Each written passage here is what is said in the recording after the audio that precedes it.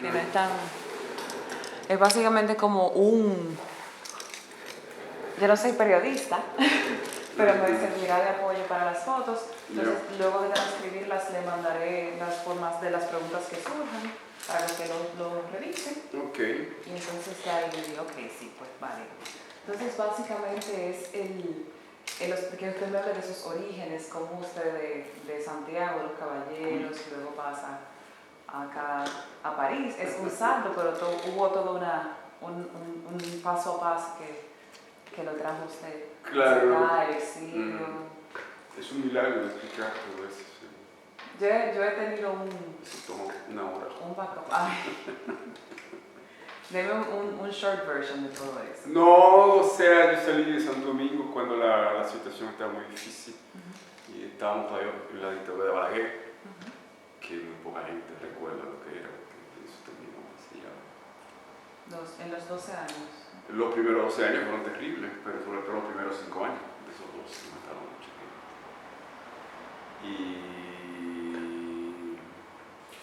Y la gente no se imagina lo que cada año mataban 700, 800 muchachos de izquierda. Porque ahora hay una delincuencia en los barrios y están los asaltos y los crímenes. En la época eran crímenes eminentemente políticos, que tenían una intención muy clara, que era terrorizar a la sociedad. ¿Usted estaba en contra del gobierno? Pero claro. Y entonces, ahí decide, ¿ya usted cuántos años tenía en ese momento? Yo tenía entre 18 y 27. Yo viví esa etapa, 18 y 26. Y yo salí de Santo Domingo cuando tenía 26, pensando que ya no volveríamos. Entonces, un video, Sí. No volveríamos. El audio lo voy a tener de acá, pero el video, como es muy estático, no lo puedo usar para nada. Ok. Yo salí pensando que ya no volvería rápidamente, y al año siguiente, por suerte, ya no hubo más las elecciones y Valencia. Y ahí se vivió una época muy diferente durante 2 o 3 años, que cambió muchísimo. Y yo intenté restablecerme allá, pero en el 84 hubo problemas muy fuertes con la época de Jorge Blanco también. Y ahí yo decidí volver a restablecerme en Europa. ¿Usted arriba acá a Europa? Yo me quedé un año allá, 9 meses en Santo Domingo, en el 84, y volvimos para aquí en el 85. Ya usted tenía, hasta donde tengo entendido, clases tomadas de arte con Giorgio Morel, ¿no? No, con Orlando Ortega. Ortega. Y yo tomé muy pocos cursos de arte, yo soy autodidacta prácticamente. Claro, después cuando llegué aquí ya yo comencé a ver obras de un modo permanente y a estudiar, o sea, aprendí mucho, sin profesores, pero observando las obras de los maestros, de los jóvenes también, jóvenes maestros, aquí había mucho en esa época. Y estudié historia de arte, historia de la fotografía, historia del documento, toda una serie de cosas. Usted me dice que de las parte entonces de ese aprendizaje que usted tuvo en ese entonces fue lo que llevó a usted a tener también lo gravoso de la composición. Claro, ya ese tipo de preocupación yo las adquirí en la escuela de arquitectura. En los talleres de arquitectura se enseña en composición, todo este mecanismo, uso del color, de la forma, del volumen, todo eso lo aprendí en los talleres de arquitectura, con Álvaro Alcácer, con Lecter, con Portellini, que eran buenos profesores, que fueron muy buenos profesores. Y yo tuve cursos particulares con Aldo Ortega, en sus talleres, duró un año quizás, no más de ahí. Y después yo comencé a trabajar y trabajando fue que las cosas se fueron. La vocación se fue forjando a medida de... La vocación de ser artista yo creo que yo la tuve siempre, eso yo no tengo ninguna duda. Ahora lo de ser pintor tampoco, yo no sé si... A mí me hubiera gustado mucho seguir haciendo arquitectura, me encontraba muy cómodo en la arquitectura. Pero en la arquitectura hay que trabajar con los demás, organiza gente y es muy caro hacer una obra. Y hay que hacer muchas cosas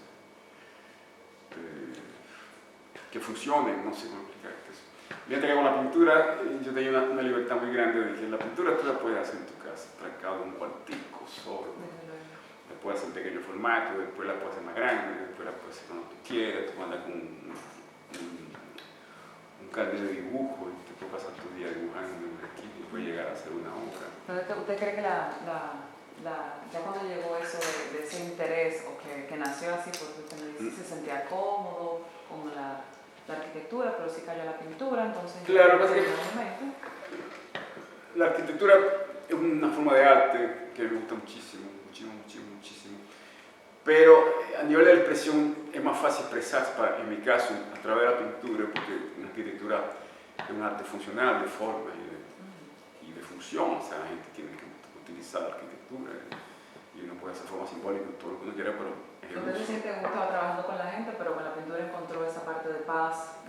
No solamente de paz, sino que con la pintura yo puedo decir cosas que tienen que ver mucho con la interioridad, con el universo lírico, con el universo simbólico, con el universo político, con el universo filosófico. ¿Y su visión política de la época influía o influyó en...? No, influye todavía. e influirá siempre. O sea, yo soy un artista que trabajo en el cotidiano, en una obra en el cotidiano con visión política. Okay. ¿Y se refleja todavía? Todo el que tiene una actitud política la tiene con la visión de arte también que lleva. O sea, cuando le gusta el cine, cuando se identifica políticamente con lo que tú piensas. Sí. Pero lo que pasa es que hay mucha gente que no piensa, entre comillas, y nada, y no ve. Lo deja eso ahí y no ve lo que... No logra ver el real significado de las cosas. Porque la gente... Nosotros usábamos un término, un concepto antes que era alienación, que ya debo de usar, ¿no? Porque alienado era a todas aquellas personas que no sabían por qué hacían las cosas, ni por qué las vivían, ni por qué sufrían lo que tenían que sufrir, ni por qué eran nominados, ni por qué tenían... a su espacio, a era la prensa. El alienado es un ser que no entiende nada, que no tiene voluntad propia, que no tiene mecanismo de interpretar la realidad social en la que vive y sufre muchísimas cosas sin quererlo. Y nosotros, por ejemplo, nuestro amigo ahora mismo estamos alienados en una gran cantidad de las campañas electorales son alienantes, completamente alienantes, los discursos políticos de nuestros dirigentes son completamente alienantes y alienantes de ellos mismos. Entonces, ese miedo a la alienación que nosotros tuvimos durante los años 70, porque éramos muy políticos, ese miedo nos lleva a buscar el máximo de libertad posible.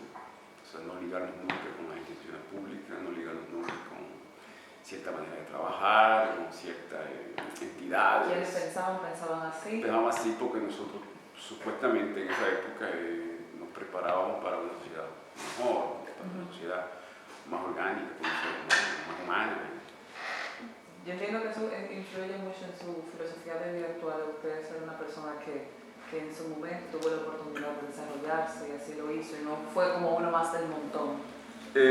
Yo tuve una suerte de que yo llegué aquí y entré en universidades de calidad y tuve profesores de mucha calidad y tuve muchas amistades de calidad, muy buenos intelectuales. ¿Algunos nombres se puedan citar? Bueno, así rápidamente, no, por ejemplo, tuve profesores como Michel Foucault, Gilles Deleuze, que son más grandiosos de esa época. Paul Bennett, en historia fue quizá lo máximo. Y todo eso era gratis en la época, claro, que era una gran ventaja. Y eso, en el fondo, me formó como individuo pensante. Y de hecho yo soy independiente en mi manera de pensar. Muy complejo eso, pero esa complejidad es la que lo lleva claro, eso me lleva a ser individual y exactamente, único. y sobre todo a tener una libertad de pensamiento y una moral independiente, de que yo no tengo la moral negativa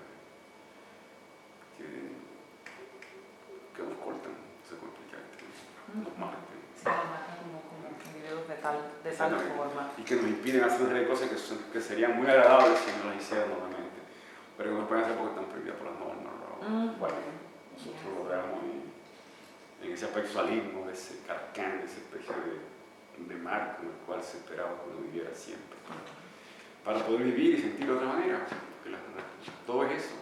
¿Qué tú vas a sentir si tú cambias? ¿Entiendes? Sí. ¿Qué tú vas a ganar cuando tú cambias? Salir de la zona de confort y ver y estar dentro de eso quizás el resultado. Bueno, y ya entrando en ese aspecto de la pintura, ¿cómo se prepara usted para pintar? ¿Cómo es un día? Bueno, el día comienza con una muy buena caminata, un poco de ejercicio físico en el bosque, yo tengo un bosque muy cerca de aquí. Y después vengo al taller y empiezo a trabajar con música, yo pongo la música que voy a oír, o la entrevista, tenemos en radio muchas entrevistas de calidad. Y a partir de ahí ya yo me dispongo a trabajar. Y yo comienzo a trabajar a las 12, 12:30 del día, y termino a las 10 de la noche, 9:30 de la noche, todo depende del momento. Okay. ¿Y de la música que le gusta escuchar? ¿Un género que le...? No, yo oigo todo tipo de música, pero sobre todo la música que se llama clásica y de gran calidad. Y yo oigo mucha música moderna, contemporánea, que está haciéndose ahora. Es una música que no tiene gran público, pero sí tiene grandes profesionales. Tiene mucha calidad también. Y los grandes teatros musicales. ¿Qué tipo de literatura le gusta? Se está utilizando toda la literatura, toda.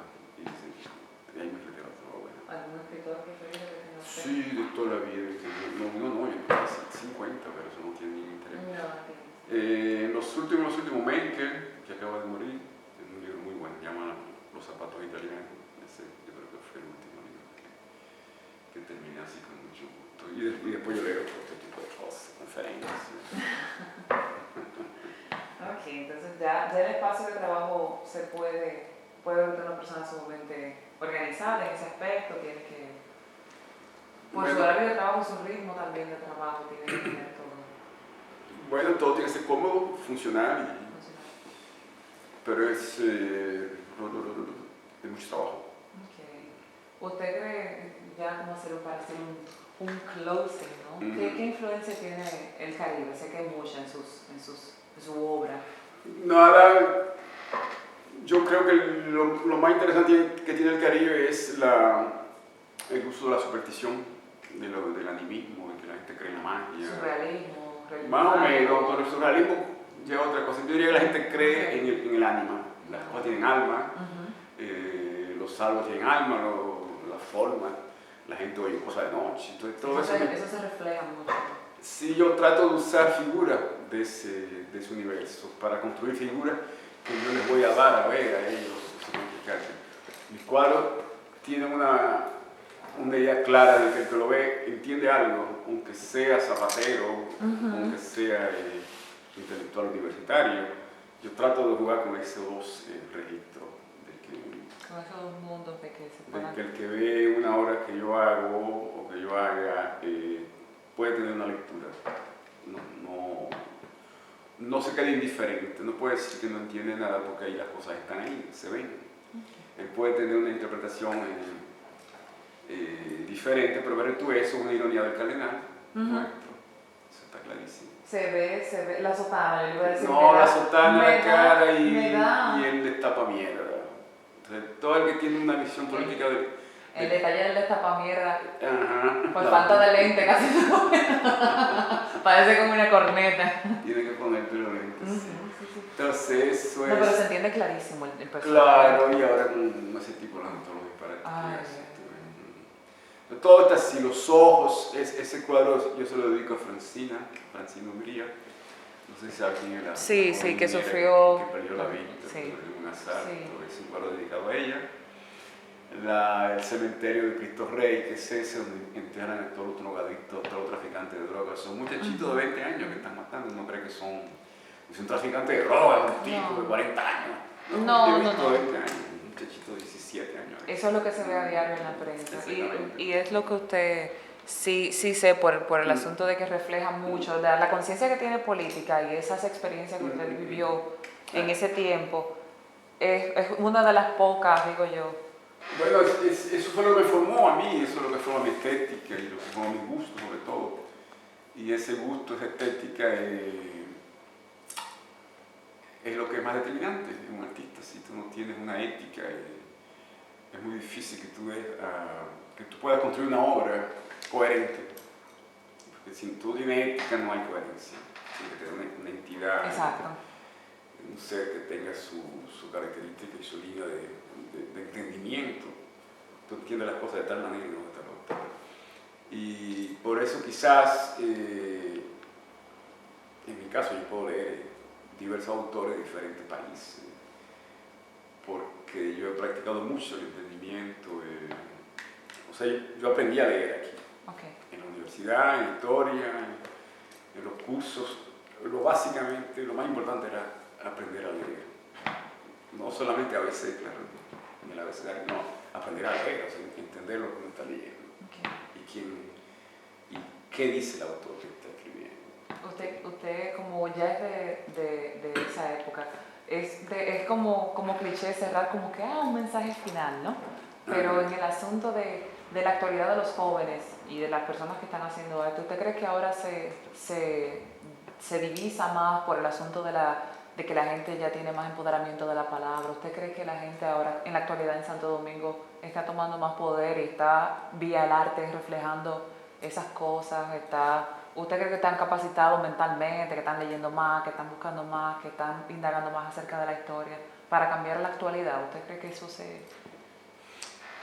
Sí, no, o sea, yo pienso que hay algo importante que está sucediendo a través de las redes. La gente se está comunicando, la gente está aprendiendo a comunicarse y a recibir información y a enviar información y a manipular información y a no dejarse manipular por la información.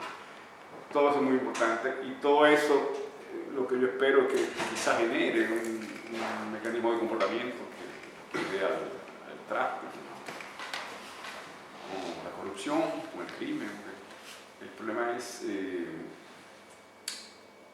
que hay que enfrentar esas cosas, porque el arte, la cultura sirve para vivir mejor, no para otra cosa. Entonces, si uno no logra crear un arte que clarifique el funcionamiento de esas sociedades, sea porque te hace sensible, porque te hace más inteligente, porque te despierta una serie de cosas. No solamente son mensajes políticos, son mensajes sensibles de entendimiento. Y yo creo que sí que yo no tengo mucha fe tampoco, claro, pero yo creo que sí, que hay algo que está pasando y que la gente de un modo u otro va a tener que reaccionar. Entonces, es muy difícil decir, está pasando esto y va a pasar aquello. Yo creo que es más fácil decir, cuando algo pasó, buscar por qué esas cosas pasaron y uno entiende a partir de lo que sucedió, de dónde vino ese suceso. Pero es muy difícil decir, va a pasar tal cosa. Eso es imposible. Es cierto. Uno no sabe si este gobierno actual va a durar 4 años más, si van a volver, si va a haber una tragedia, si va a haber una crisis social profunda. Después que la crisis se dé, ya uno entiende por qué se dio la crisis, o sea, cuáles son los mecanismos que funcionaron. Y cuando hay una gran creación en Santo Domingo de arte, como está comenzando a verla, uno va a entender de dónde viene esa creación de arte. Viene de que la gente está viendo cada vez más arte a través de los medios y cada vez se hace mejor. Y eso es lo más importante, yo diría. Pero claro, a veces yo digo, bueno, la gente no está leyendo tanto. Porque a través de internet uno ve y oye y comenta. Pero son siempre cosas muy limitadas como el tiempo. Son 2 minutos, 3 minutos, un videíto, uno investiga, uno busca, pero cuando uno lee una obra de 800 páginas de un autor, es otra cosa. O sea, te toma 40 horas en leer una gran novela. Y una gran novela te forma. Y una gran novela es como la lección de un curso universitario. Eso es tremendo, ¿no? Una gran novela. No está contenido en un libro de tamaño. La computadora tiene muchísimas cosas, pero un libro tiene muchísimas cosas. Usted es más creyente del método análogo. Yo creo más en el lenguaje como formación, como formador de imágenes en el cerebro. O sea, tú desarrollas más imágenes leyendo esto que viendo. Porque cuando tú ves, tú no tienes que desarrollar imágenes, la imagen está ahí. Cuando tú lees, tú tienes que a partir de pequeños símbolos que son las letras, de signos, señales, descifrar y crear, de detallitos, leyendo tú te estás imaginando dentro de tu cerebro un mundo. Y cuando tú lees a voz alta, tú ves la letra, la llevas al cerebro, forma tu imagen en el cerebro y tú sacas la palabra con la expresión. Ese es el mecanismo que más hace trabajar el cerebro. No sé si tú lo sabes. ¿A usted le ha funcionado? Eso y el piano. No se lo funciona a todo el mundo. Cuando tú tocas piano, tienes que leer las notas, ¿no? Con las 2 manos, los 2 ojos, ¿no? Tu cerebro funciona tanto como cuando tú lees en voz alta. O sea, hoy día se mide la actividad electrónica del cerebro. Cuando el cerebro más se mueve es cuando tú lees en voz alta. De todas las cosas que el hombre hace, eso es lo más importante. Y quizás eso, la escritura, la literatura, quizás como la lengua, claro, es lo más impresionante.